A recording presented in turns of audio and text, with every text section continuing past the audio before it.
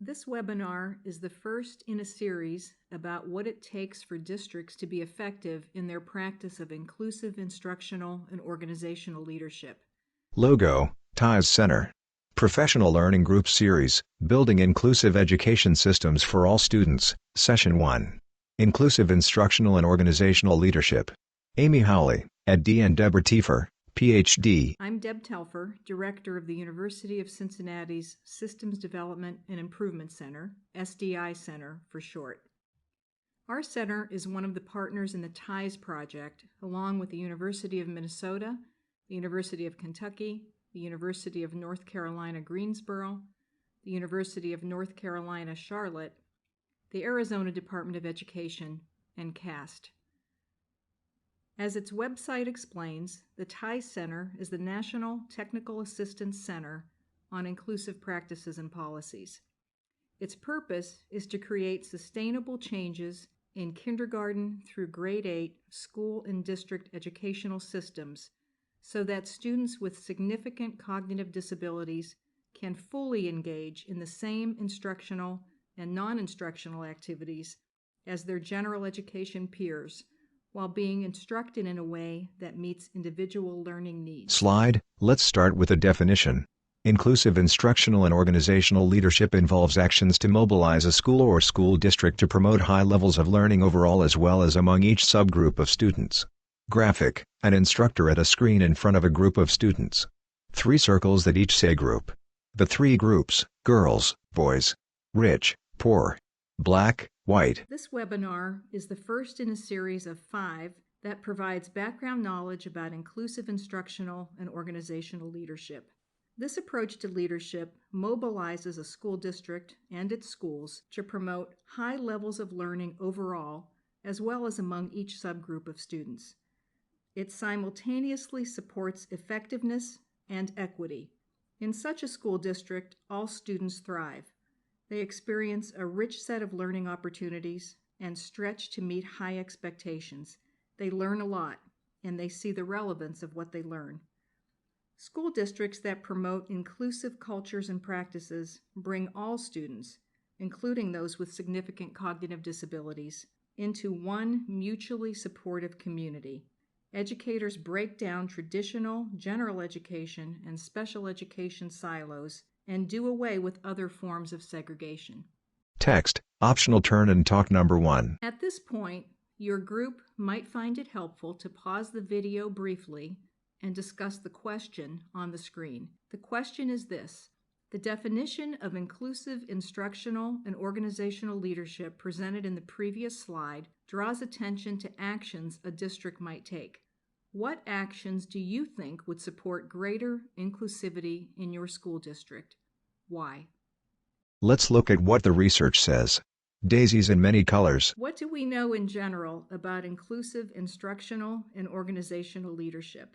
From the 1970s forward, a large body of research on school leadership pointed to practices that led to instructional excellence and improved student performance. This research emphasized instructional leadership. Later, another somewhat unrelated body of research began to identify leadership practices that promote equity, social justice, and inclusion. As it turns out, the practices aren't all that different. Much of the research on instructional and inclusive leadership drew attention to what principals do. A focus on what district leaders do is even more recent. The TIES perspective on inclusive instructional and organizational leadership draws on all of these bodies of research, especially the most recent research, which is also the most systemic in perspective.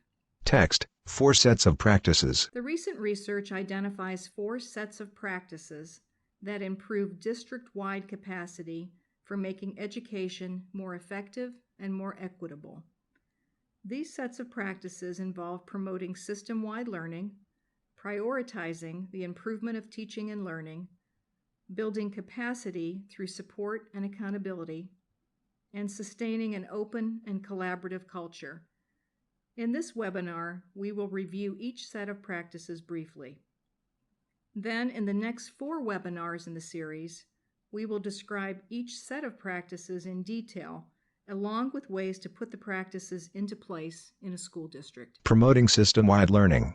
8 planets in a line next to the sun on the left. Educational improvement depends on system-wide learning because observing the effect of every improvement strategy is the only way to determine whether or not the strategy is working. The term data-based decision-making may be overused, but the practices it draws attention to are critical for organizational change and for ongoing organizational effectiveness. The opposite of using data to drive decision-making, and also problem-solving and planning, is to rely on guesswork, shooting from the hip, or throwing up one's hands and leaving everything to chance. System-wide learning is almost synonymous with improvement. If we aren't learning, we're stagnating, and if we're stagnating, we can't possibly be improving. Text, optional turn and talk number 2. Perhaps stop the video again, this time to think together about the critical role that school districts play in the educational improvement process. The questions on the screen may help you think about the relevant issues. Why is the district the right agency to take point on an initiative to promote educational improvement? What happens when one school in a district tries to take point? What happens when a state education agency tries to take point? The right unit for improvement work. Too small, school, not in control of all that needs to be controlled, not always linked into community governance structures. Too large, state education agency, SEA, too far away from local actions, too regulatory.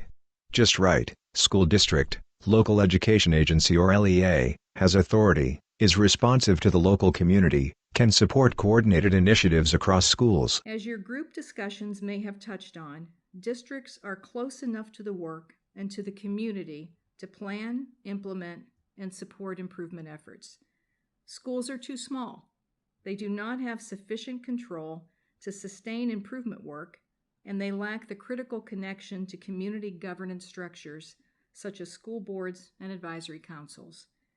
State education agencies certainly can mandate, encourage, and support improvement work, but they are too distant from local actors and actions to make improvements stick.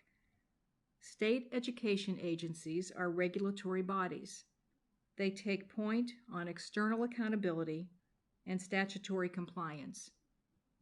That critical role makes it harder for SEAs to cultivate the kind of internal accountability that is needed for sustained educational improvement. Prioritizing teaching and learning. A young girl holds out her spread palm, her fingers painted different colors. The second key practice involves prioritizing teaching and learning. But don't schools and school districts, almost by definition, prioritize teaching and learning? Not always. The next Turn and Talk activity asks you to rate different school district purposes in terms of their direct connection to teaching and learning. Text, optional turn and talk number 3. A third Turn and Talk activity provides more insight into what it means to prioritize teaching and learning. Here's what to do when you stop the video. Look at the list of education purposes provided on the slide. Discuss the extent to which each of them prioritizes teaching and learning. Perhaps use a 1 to 3 scale to rate each purpose, with 1 indicating a strong connection to teaching and learning, and a 3 indicating a weak connection. Listed items: supporting successful athletic teams, promoting family involvement, teaching all students to read, providing instructional coaching to teachers, partnering with local businesses, supporting community recreation, fostering sportsmanship, giving families access to social services, preparing leaders, identifying students with disabilities, helping students learn to become entrepreneurs, preparing students in science, helping students learn vocational skills. Slide. No right answers.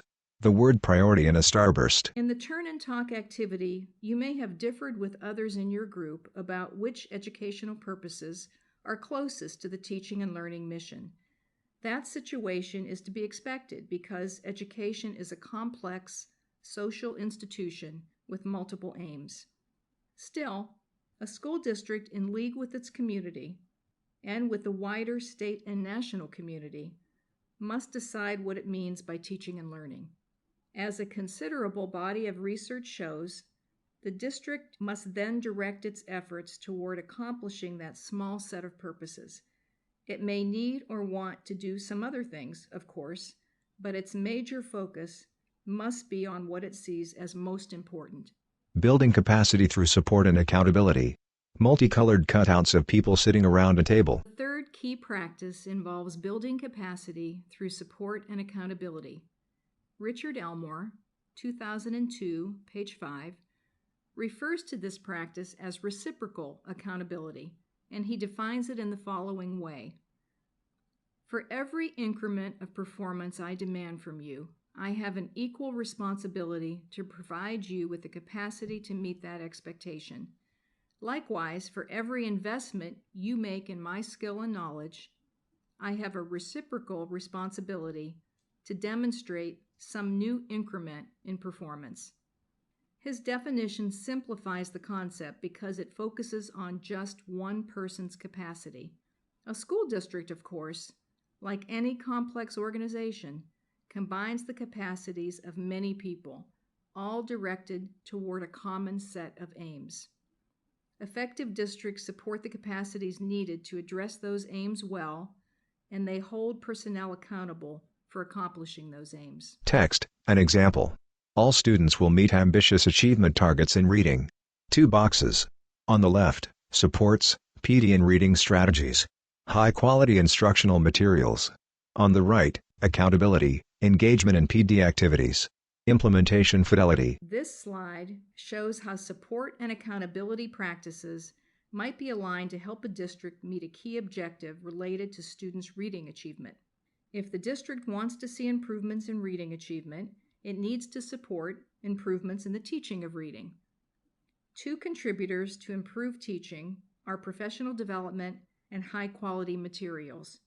In addition to providing supports, the district should also hold certain expectations. For instance, district leaders might expect teachers to participate actively in the PD and to use the strategies and materials that the district endorses and supplies. Sustaining an open and collaborative culture.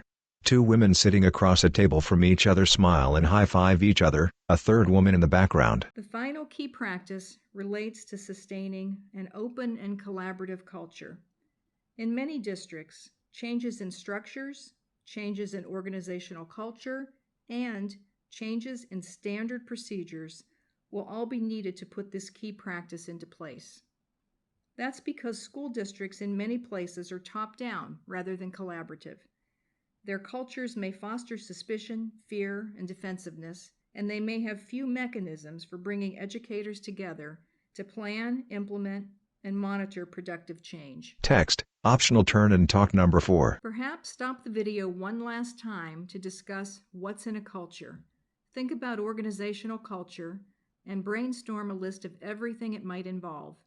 Then consider the features that distinguish a closed culture from an open one. Under a photo of an open double door, trust, risk-taking, dialogue, collegiality, diversity of perspectives. Above a photo of a closed door, threat, fear, self-protection, defensiveness, closed-mindedness. As your discussion may have surfaced, open cultures encourage trust, risk-taking, dialogue, collegiality, diversity of perspectives, willingness to agree to disagree, and willingness to pay attention to new ideas and information. In contrast, closed cultures are risk-aversive and threatening. Individuals protect their own turf, and there's little incentive to accept diverse perspectives or consider innovative ideas. Graphic of diverse people doing different activities. Text of 4 questions. This webinar has provided a brief overview of 4 inclusive instructional and organizational leadership practices. We will explore each of these key practices in depth in the 4 subsequent webinars. For now, we want to pose several focusing questions to help you start thinking about what inclusive leadership really means. Why should districts use key practices associated with inclusive instructional and organizational leadership?